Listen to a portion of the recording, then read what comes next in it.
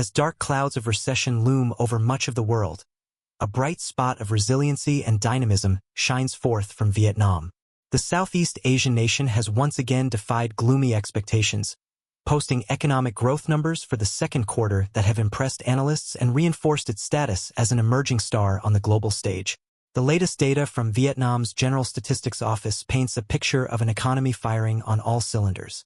Gross domestic product soared by an eye-opening 6.93% in the April to June period compared to a year earlier. This stellar performance handily outpaced predictions of 6% growth by economists and built upon the country's first quarter expansion of 5.87%. In an era when stagnation and contraction have become all too familiar refrains, Vietnam stands apart, its economic vigor a testament to deft policymaking, strategic investment, and an indefatigable entrepreneurial spirit. As the world's economic heavyweights stumble amid a potent cocktail of elevated inflation, aggressive interest rate hikes, and geopolitical instability, the relatively tiny nation is flexing its muscles, deftly navigating the churning waters of the global economy. At the core of this Southeast Asian success story lies an industrial engine operating at blistering speeds. Manufacturing output surged 8.67% in the year's first half, propelling the country's broader economic boom. This growth was turbocharged by a trade renaissance, with exports skyrocketing and foreign direct investment flooding in, further energizing Vietnam's factories and production lines. To witness this renaissance up close is to be struck by the flurry of activity humming across the urban landscapes of Ho Chi Minh City and Hanoi. Themerchers of construction cranes hover overhead, as teams of hard-hatted workers toil to bring bold new developments to life. Trucks loaded with raw materials and finished goods clog the arterial highways. Young professionals in crisp shirts and slacks hurry from their modern condos to gleaming office towers, where the corporate logos of multinational giants adorn the lobbies. This frenetic pace stands in stark contrast to the malaise enveloping many corners of the world economy. As inflation rages, interest rates soar, and consumers retrench, corporate behemoths slash payrolls, and economic forecasts are repeatedly downgraded. Vietnam charges defiantly ahead, propelled by powerful market forces that appear impervious to the headwinds battering the global financial system. But beyond the eye-popping statistics lies a deeper national narrative that defies simplistic explanations. This is a story of rejuvenation and reinvention, of a proud people emerging from the ashes of war to forge an economic destiny befitting their industrious character. It is a tale of hard-won progress, political pragmatism, and a constant striving to outrun the shackles of poverty that restrained the nation for generations. To wander Hanoi's charming old quarter is to be instantly transported into a world far removed from the corporate Vietnam driving today's boom. Incense wafts through the sultry air as vendors hawk exotic fruits and steaming bowls of pho from storefronts that could have been plucked from a century ago. Wizened craftsmen bend over antique looms, deftly manipulating silk threads into vibrant tapestries with the same dexterity their forefathers possessed. Roadside barbers offer a shave with a straight razor for a handful of dong in settings seemingly untouched by time. Yet modernity constantly intrudes upon these timeless vignettes. Luxury automobiles pick their way carefully down alleys scarcely wide enough to accommodate them. Young people garbed in the latest Korean and Japanese streetwear fashions tap rapidly at smartphones displaying YouTube videos from half a world away. And high above the ancient rooftops, new skyscrapers rise higher with each passing month, their steel and glass facades gleaming like monoliths from an alien world. These contrasts speak to the profound transformation Vietnam has undergone in recent decades. In my visits here, I'm struck by the burning ambition that seems to smolder within the breast of nearly every Vietnamese person I encounter. It is a quality forged from deprivation and struggle, tempered by a searing determination to seize any opportunity and propel the nation into the future at an inexorable pace. We will never return to poverty, a street food vendor in Ho Chi Minh City told me when I asked about his country's economic ascent. Though he lacked any formal education and survived on meager earnings from selling banh mi and sugarcane juice, his eyes burned with intensity. Our grandparents starved so we could eat. Now it is our duty to build something greater for the grandchildren. This ethos resonates across societal lines, from the humblest laborer to the loftiest corporate executive. And it provides critical context for understanding how an impoverished nation decimated by decades of conflict could so swiftly become an economic dynamo. At the vanguard of this transformation has been the rapid industrialization powering the current boom. By deftly courting foreign manufacturers and leveraging its low labor costs, business-friendly policies, and strategic location at the heart of booming Southeast Asia, Vietnam has managed to entice a who's who of global corporate titans. Titans like Samsung, which now produces over a third of its smartphones from the outskirts of Hanoi and remains the country's single largest investor. Or Intel, whose mammoth $1 billion chip assembly facility in Ho Chi Minh City serves as a potent symbol of the nation's ambitions to become a high-tech manufacturing hub. From apparel behemoths like Nike to hard drive titans like Seagate, Vietnam's industrial parks have become indispensable nodes in the world's supply chains. This foreign investment has birthed entire new cities focused exclusively on manufacturing and exports. Journey an hour outside Ho Chi Minh City, and you'll find yourself deposited in Binh Duong Province, home to the industrial metropolis of Thursday Dao Moat. Here, amid a vast complex of factories, warehouses, and gated company enclaves, over 1 million workers churn out goods spanning electronics, furniture, textiles, and more. It's an astonishing scale of industrialization, one achieved in awesomely short order. And it underscores a core principle of the Vietnamese economic model, a pragmatic willingness to court outside capital and expertise to achieve rapid development, coupled with strategic deployment of the nation's vast low-cost labor pool. We are hungry for investment because we know it brings jobs and growth. A government official involved in economic planning told me. We are not ideological about this. If a company wants to build a factory and hire our workers, we will make it very easy for them to do so. This ethos marks a sharp departure from the philosophy once espoused by Vietnam's communist rulers.